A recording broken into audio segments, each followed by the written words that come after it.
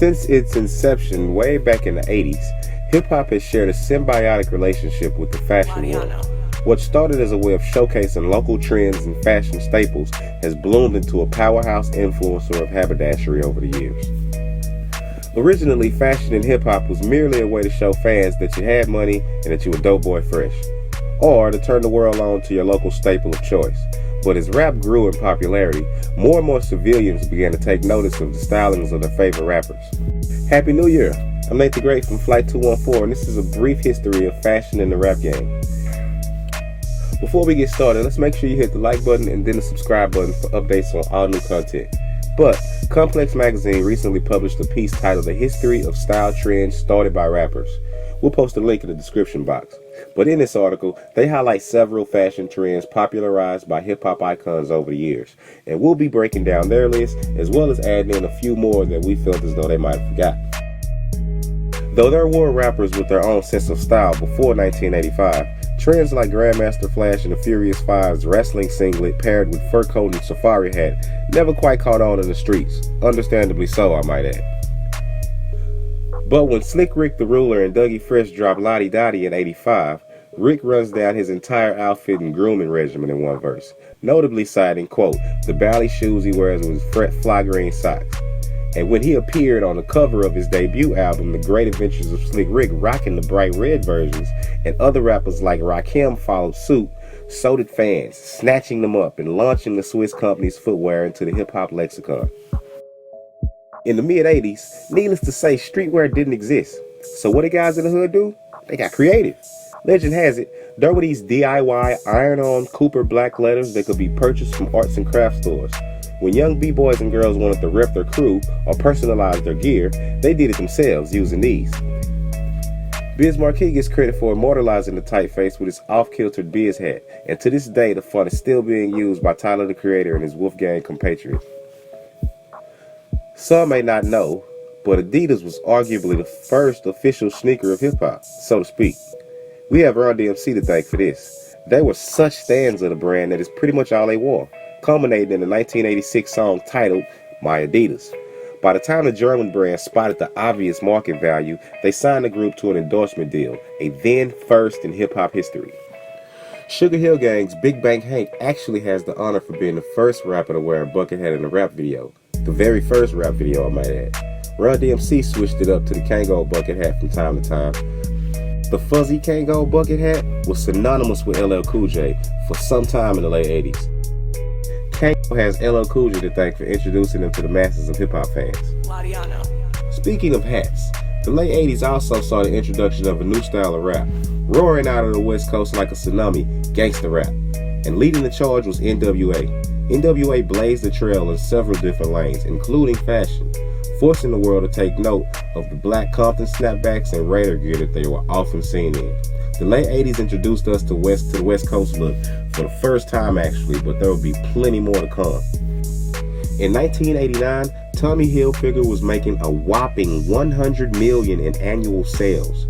But during a random encounter at Kennedy Airport, Tommy Hilfiger noticed a group of hip-hop heads walking through the airport wearing his brand.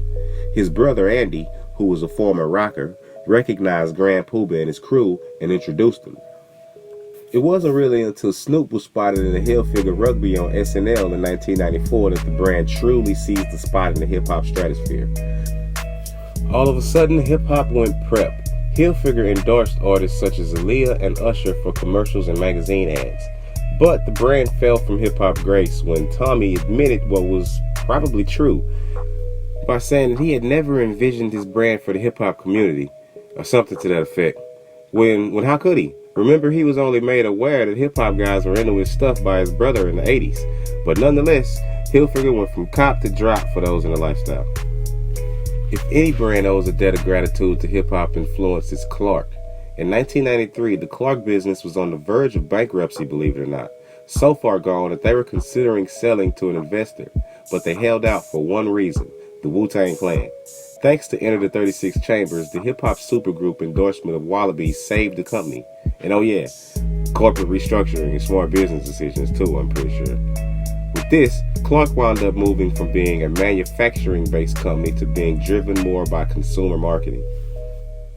No one knows who the first guy to say, I'm gonna wear a pair of warehouse work boots, but to be fresh though. But they caught on, and more specifically, the Timberland boots have been a part of East Coast streetwear ever since. There was even a time where just about any surplus army gear was fashionably desirable, and no group embodied this like the boot camp clique. Their whole crew made a case for rocking camo with Timberlands, and not just the Wheats either. They were strong proponents of stomping around in the less appreciated yet still classic beef and broccoli boots as well. Timberland still runs strong in the streetwear community, producing new drops each year and reigning supreme in their industry.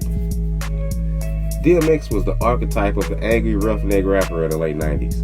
That's why his simple wardrobe of tank tops, baggy jeans, and boots was such a prevalent outfit at the time. The stuff was affordable and it made you look tough. Mariano. By the late 90s, fitted hats and do-rags had taken over for snapbacks. A simple silk head wrap for men sold at any local beauty supply store came into popularity. Actually, were a case of function rather than fashion because 360 waves were in style at the time. And what are 360 waves, you may ask? Well, it's pretty self-explanatory. Guys would apply various wave greases coupled with copious amounts of brushing of the hair in order to achieve a look in which the hair was completely wavy all the way around, hence the name 360 wave. Anyway, why do all that work just to lose it at night? This is where the do-rag comes in. It was used to hold the waves in place while the party sleeps at night, which brings us back to its functionality with the fitted hats. Catastrophic would it have been to spend this many man hours perfecting your wave pattern only to have them ruffled up by a hat. So, you just wear a wave cap underneath. Many a rapper adopted the trend from time to time, but no one rode harder for the do-rag and fitted hat like Rockefeller's Memphis Bleek. To this day, I still don't know what Memphis Bleek looks like without a wave cap and a fitted hat. While on fitteds, Bleek's boss and label mate Jay-Z at one point was synonymous with the New York Yankees fitted. For years, we watched Jigga put in work and cement a hip-hop legacy for one of the Major League Baseball's most hated teams. The Brooklyn-born rapper worked super hard for the home team, so much so that at one point, Jay-Z branded Yankee gear was actually being sold in Yankee Stadium. Rockaware followed that up in 2012 with another co-branded collaboration. It got so crazy that at one point, Jay-Z was said to be moving more gear in Yankee Stadium than Derek Jeter. So when Hov boasted that he made the Yankee hat more famous than the Yankees can, you can argue that in the hip-hop world, that may have been true. In the early 2000s, hip-hop went throwback crazy, and your wardrobe wasn't on point if you didn't at least have a few throwbacks in it. At upwards of 600 or more per jersey, any player in any team flew off the shelves. But one rapper seemingly owned each and every throwback ever released. In the early 2000s, whenever you saw Fabulous, he was in a different jersey. The extreme hype helped drive the throwback industry into the billions and launched Mitchell & Ness into a household name. Throwback jerseys raged on right up until the time Jay-Z renounced them as a symbol of hood-rich immaturity. Mind you, Jay-Z was huge on throwbacks himself. Hell, the whole of the East Coast was, along with the rest of the country. And as ridiculous as oversized jerseys and super baggy jeans, accompanied by even larger fitted hats sounded, they were a hip-hop staple. Until Jay-Z's Black album released in 2003. Mr. Carter was preparing the transition from rapper to businessman, and as such, he decided to retire his throwback collection in favor of a, quote, fresh pair of kicks and a button-up. The resulting look from his Changed Clothes music video caught on, and some of the exact same stores that stocked throwbacks began rolling out button-downs by the shit ton. Purple Haze era Cameron was known for his candy references and bright-colored apparel, and not to mention the Laffy Taffy-looking Range Rover. The Killer Cam music video was a testament to his then color of choice, and his wardrobe at the time was known for its furry accents also done up in Pepto pink. So it's no surprise that pastel tones soon began popping up on sneakers and streetwear gear later on down the line. Now, it's hard to pinpoint exactly who started the tall tee trend, but you can pretty much chalk it up to the South's first official contribution to hip-hop style. These could be bought at any mall, swap meet, or corner store nationwide. And they were dirt cheap, so guys would buy a gang of them at once. And in fact, it became a sort of a side trend to leave the tall tee sticker on your shirt just to show that your tee was fresh. This is one of those trends that in hindsight looks pretty ridiculous, especially when you consider that you now have guys walking around who wear a small or medium t-shirt who once purchased a 5 or 6 XL. Although grills were almost became synonymous with Houston hip-hop culture and presumably disseminated throughout the masses by Houstonian rapper Paul Wall, the grill actually has its roots on the East Coast. It all really started with New Yorker Eddie Pulane, who outfitted gold caps for the likes of Slick Rick, Big Daddy Kane, and Flavor Flav as far back as the late 80s. He later moved his business to Atlanta, where he worked with Outkast, Ludacris, and Lil Jon. It was, however, in the South that grills gained infamy and wound up being catapulted into the mainstream attention span. The trend got so huge that at one point everybody wanted one, even Brooke Hogan. Needless to say, sites like this soon after tanked the cool factor, and today only the hardest of core proponents still rock it. It's also around this time that the size of clothes in hip-hop shrank back down to reality. It's hard to say who really ushered in the fitted clothing look, but Lil Wayne comes to mind. It was at this time that he seemingly went through his skater phase, and all of a sudden, everyone owned skinny jeans, supers, and various other skater apparel. Gone were the days of guys' favorite oversized clothing 3 and 4 sizes larger than what was required. And this is also where fashion demographic lines began to blur. Prior to this, there were clear-cut borderlines drawn between fashion, racial, and cultural demographics. And it was clear to decipher what type of music a person listened to by the clothes that they wore. Grunge alternative wear? Probably listen to rock.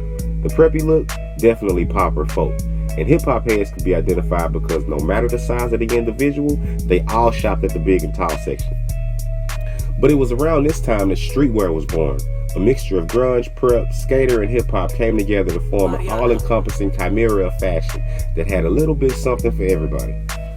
In the mid-2000s, we were introduced to Nigo and his Japanese clothing brand, A Bathing Ape, largely thanks in part to his friend Pharrell Williams. Pharrell presumably went nuts over all-over print hoodies, graphic design t-shirts, and the now infamous Air Force One looking Bapester sneakers. We were also introduced to the now iconic Baby Milo character, and he became iconic because we saw him all over the place, literally. The all-over print ran strong for quite some time before we finally grew fed up on it, although it did make somewhat of a comeback in the form of sublimation tees and socks. Debuting in his 2006 music video and album art for Stronger, Kanye West rocked a custom pair of shutter shades that became a de facto symbol of his style at the time. He continued to wear them through 2008's Glow in the Dark tour. It wasn't long before companies started knocking off the silhouette, and today you can find them at any mall kiosk to sell sunglasses. They perhaps reached the level of all-time corny when in 2012 the Obama campaign team used them in his re-election bid.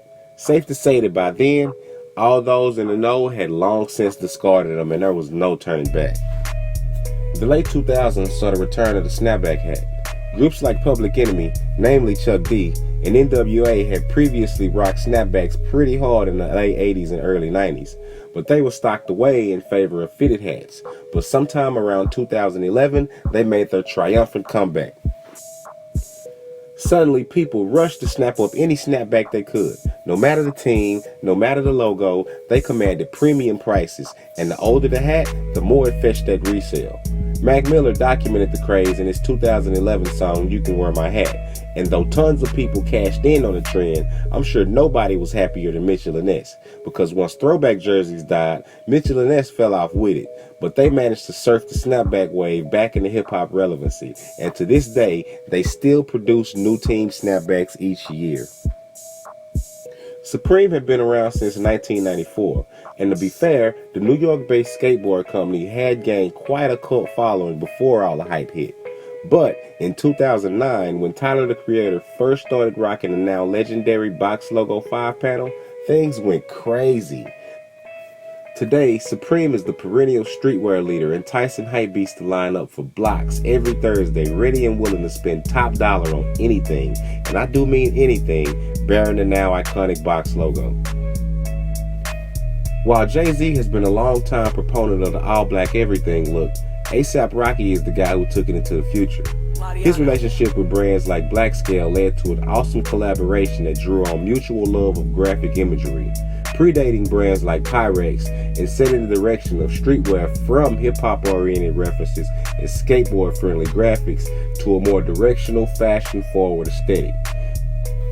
Brands like Fear of God and Off-White probably wouldn't be what we know them to be today without A$AP Rocky putting in fashion work. As mentioned earlier, Run DMC officially gets the nod for the first non-athlete to receive a sneaker endorsement, but for decades it was really more of a one-off. It was virtually unheard of for anyone who didn't play sports for a living to receive a signature sneaker. That is, until the Air Yeezy.